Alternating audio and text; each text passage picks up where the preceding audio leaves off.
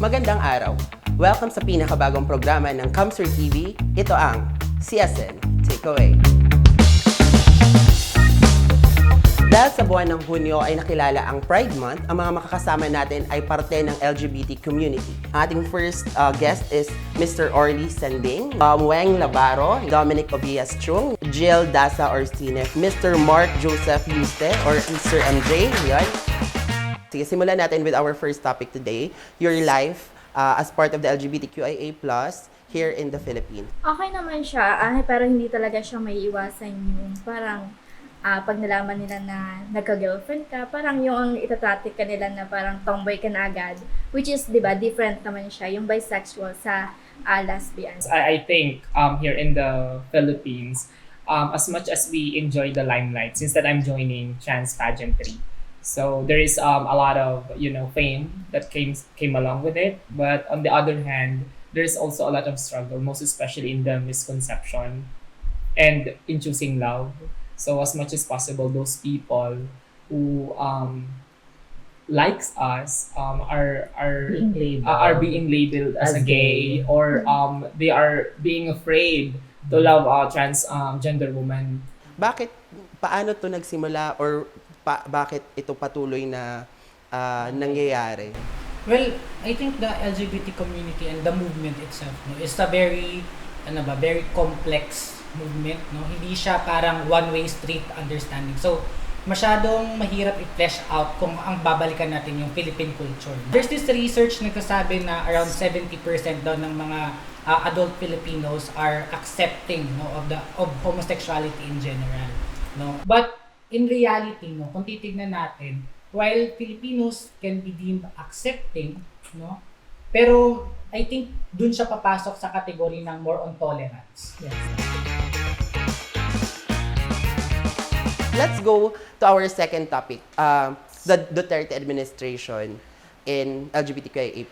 Isinaad ng Philippine News Agency na si President Rodrigo Duterte ay suportado ang fair treatment para sa miyembro ng LGBTQIA+.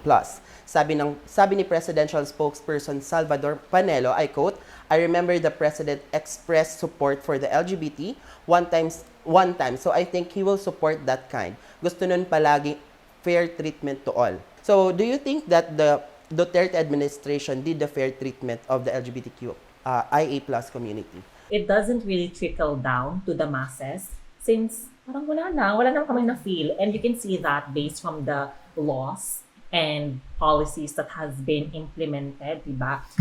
As mentioned earlier, the SOGI bill is still pending in the Congress, as well as the discussion surrounding same-sex marriage or same-sex union. It hasn't really been, been progress into something more tangible, right? It's really be a nonsense as of today. Because we are not even experiencing things that have to be recognized as an LGBTQIA family. Sinabi ni President Duterte, supported niya. Asan yung suporta? Pinakita niya ba? We're not questioning about the Duterte administration regarding the support for the LGBTQIA+, but definitely walang nangyari sa gusto niyang palabas. Puro lang pakitang tao. Do you think Pride is still relevant? Is it still important or useful? Oo, relevant pa rin naman siya and importante pa rin yung kasi pag Pride March kasi pinapakita din yung unity and kailangan din naman namin yung equality. We need more than tolerance. We really need acceptance, respect, and law that would protect us to live in this country. Well, Pride has a long history in the Philippines, If I'm not mistaken, it's the oldest Pride event in Southeast Asia and also the biggest one. It started originally in 1990s, pioneer organization, for example, the UP Babaylan and other lesbian networks, and it gathered very little support when it started. Siguro two things. Number one, Pride is a celebration. It's a celebration of who we are, a celebration of our successes and also our defeats. And number two, Pride is relevant because it raises our awareness, not just in the community, but to the general public. Now, talking about pride, um, last week or nitong nakaraan lang is gumawa rin ang Naga City ng pedestrian lane. So, sabi dito, sa post ni Mayor Nelson Legacion, sinabi nito na June is the month of pride. Ito yung mga komento ng mga nasa sa mga trolls or mga accounts. Sabi dito, bako lamang kagalang-galang, ano daw masasabi kang DPWH. Another one, sabi dito, a rainbow pedestrian lane is good, but it's performative activism. It's still best to use your voice to propose a bill or city ordinance that actually helps protect and empower the community. Imagine bakla ang maging presidente kang bansa. Another one, sabi dito, or last one, sabi dito, mayo man yan kwenta, day man yan ikakaprogreso kang syudad kang Naga, day man yan makakatabang sa pag-resolbar kang mga tiyos, and many more negative comments. Anong masasabi niyo dito, and what's your opinion regarding sa ginawa kang Naga City para i-promote ang Pride Month for the LGBTQIA+. Anyone can start? Some comment, bakong kagalang-galang. Sa anong aspeto ba dahil naging kagalang-galang?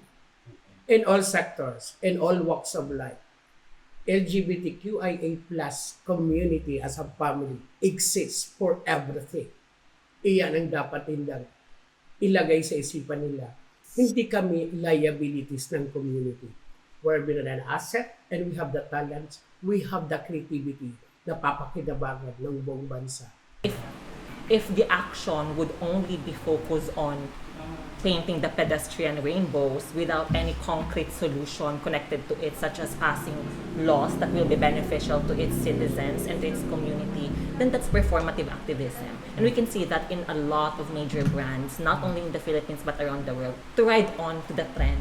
June Pride, we need the LGBTQ to be our ally. But after June, when July already starts, what happened, diba? It's nonsense. And that's what I meant by performative activism. If we do not do any concrete solution to support these things, then it's nothing, it's nonsense.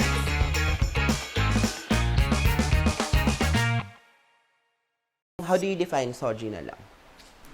You can talk to my lawyer. Sige, ako na lang. Bilang teacher din ako, tinuturo Yeah. ko actually ang SOGI sa klase ko. Ang SOGI ay isang spectrum. No? It's a broad spectrum of definitions and labels. No? And siguro disclaimer lang din, no? SOGI is a Western concept. No? Yes. Hindi siya isang konseptong natural sa kultura ng mga Pilipino. No? So, taking from the Western perspective ang SOGI, no? Which defines the different labels, names, identities within the broad spectrum of SOGI. So basically, SOGI refers to sexual orientation, gender identity, and expression. No? Yan yung pinaka-basic kumbaga definition ng abbreviation na SOGI. When we say sexual orientation, this is kung kanino ka na-attract, no? Physically, emotionally, sexually, spiritually. No? For example, lalaki ako, tapos na-attract ako sa babae. No? So, pwede akong cisgender individual. Pag sinabi natin cisgender, yan yung straight. Heteronormative. No? Heteronormative. So, kung lalaki, babae, lalaki. So, binary siya, binary.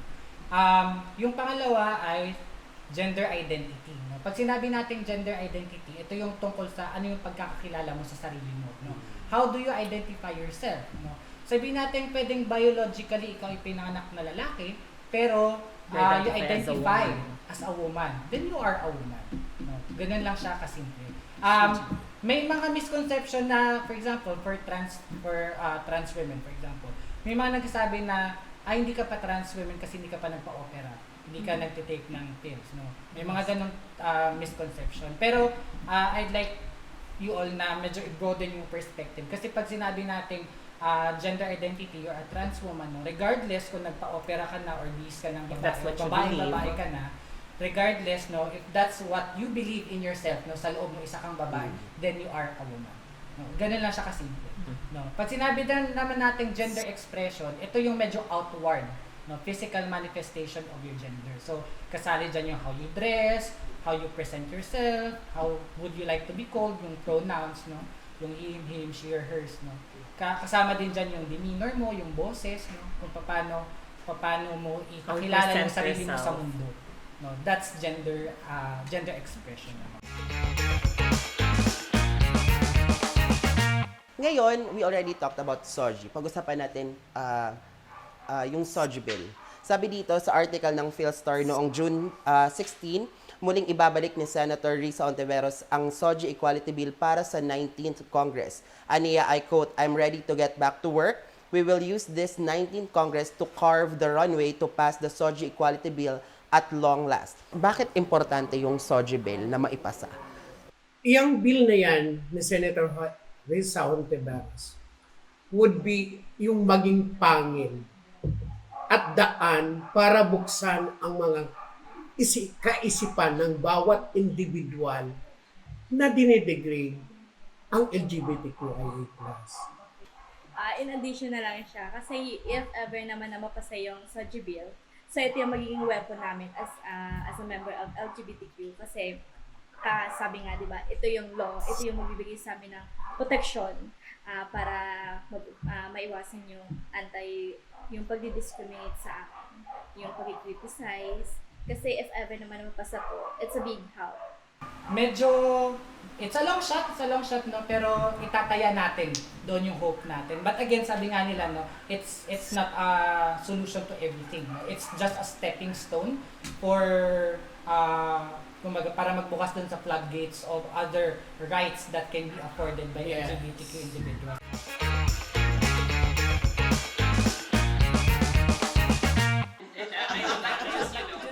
Thank Camsor TV for allowing us to use This as a platform. this as a platform to really voice out what really matters for us.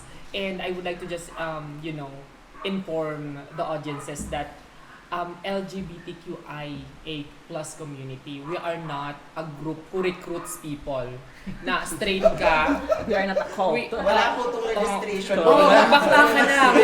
It's not like that.